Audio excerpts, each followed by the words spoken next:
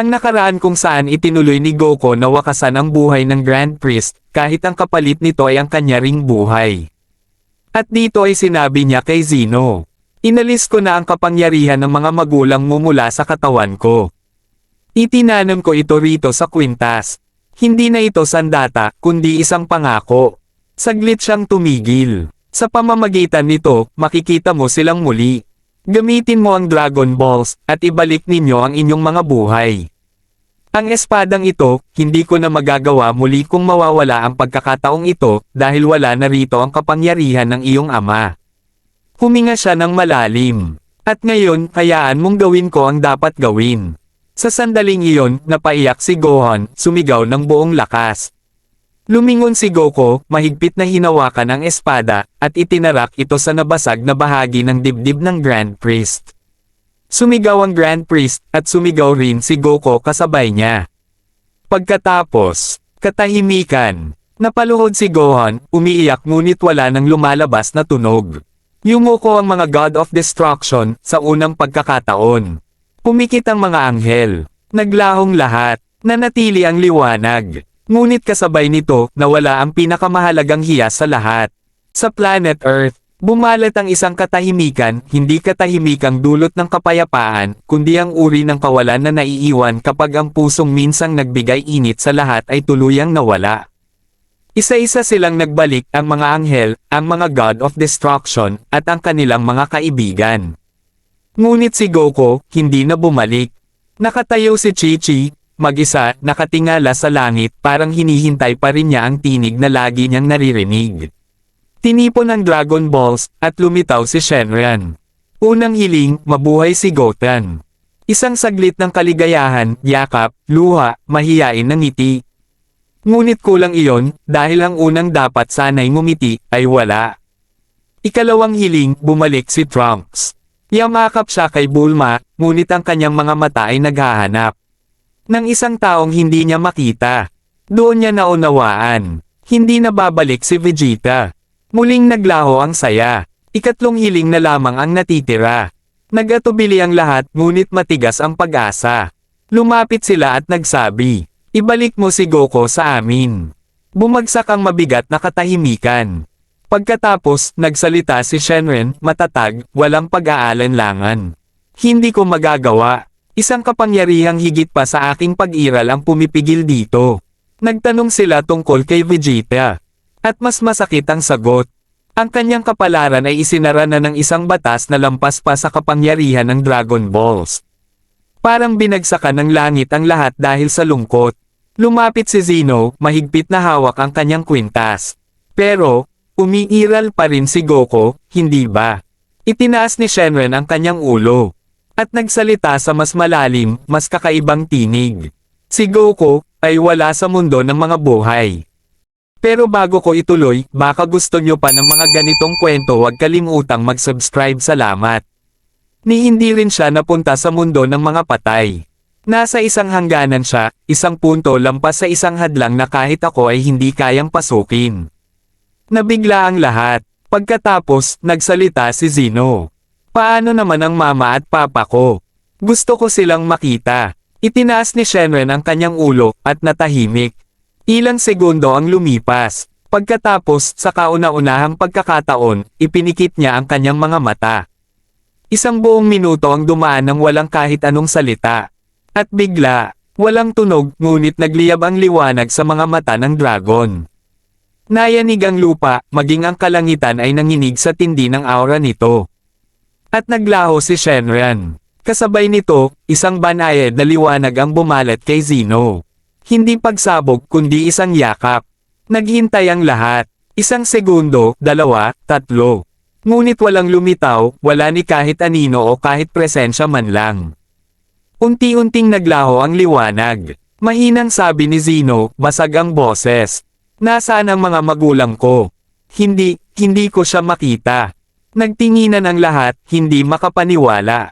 Hindi pa ito nangyari kailanman, hindi nagkakamali si Shenron. Nabigo ba ang hiling? Bulong ni Krillin. Ngunit bago pa man matapos ang kanyang salita, isang sinag ng liwanag ang bumaba mula sa langit, dahan-dahan, na para bang pinipili ang lugar na babagsakan nito. At doon, may dalawang anyong lumitaw. Tahimik silang nakatayo, may malalim na katahimikan sa kanilang presensya.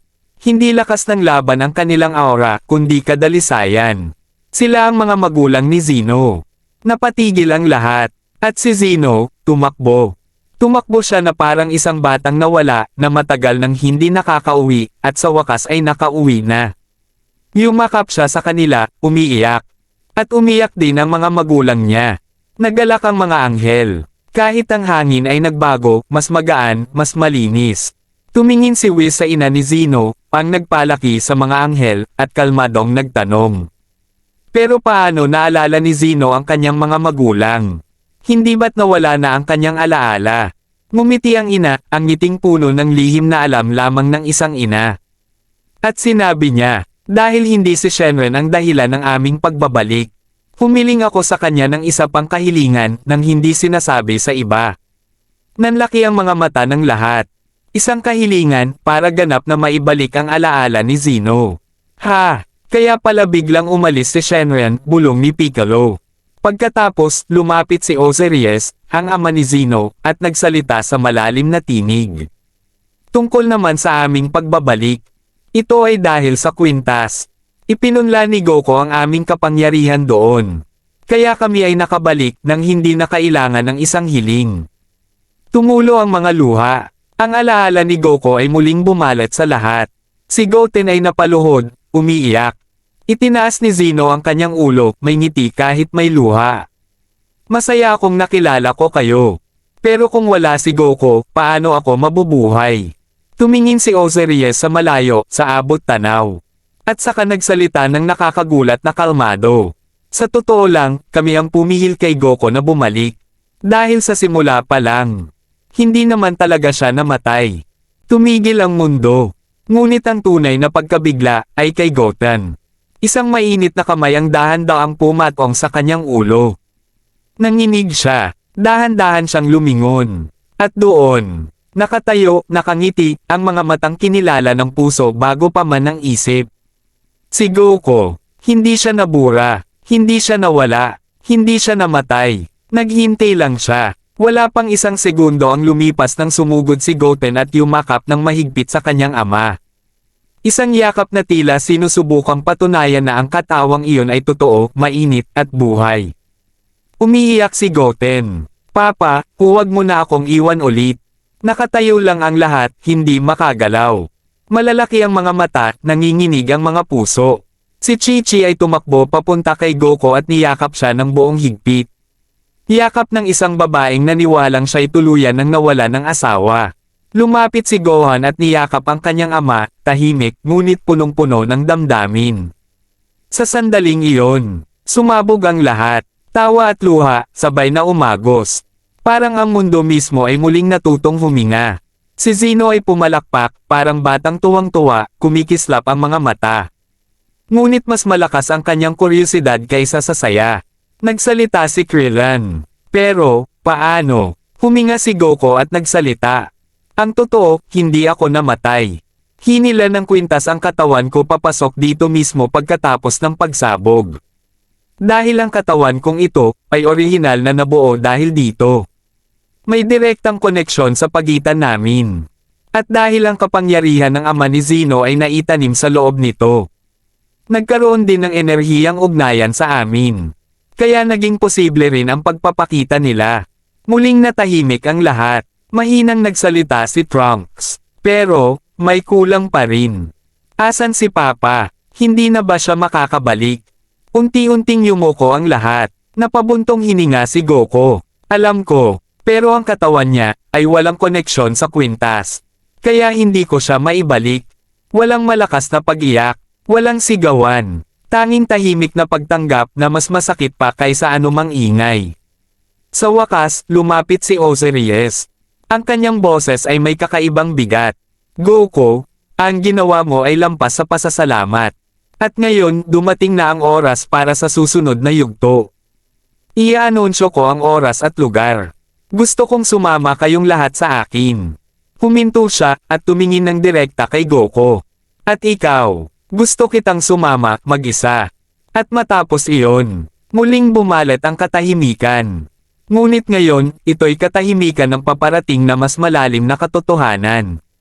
Nabagabag ang lahat, lalo na si Goten.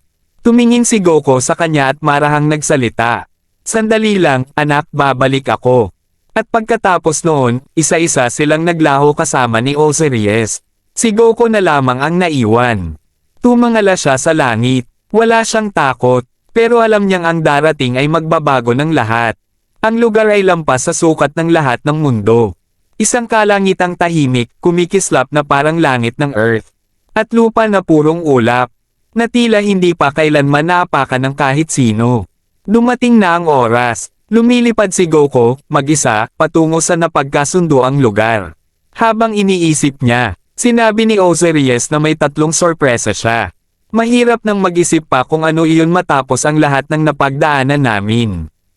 Pero kung siya ang nagsabi, siguradong lampas iyon sa inaasahan. Sa wakas, nakarating siya. Isang palasyo ang bumungad sa kanya. Matayog, hindi tulad ng mga palasyo ng mga hari. Kundi tila ang mismong luklukan ng katotohanan. Lumapit si Goku sa pasukan. Tahimik ang kanyang puso. Hindi lubos na payapa. Kundi puno ng kumpiyansa, saya, at bahagyang kaba na hindi sumisira sa sandali.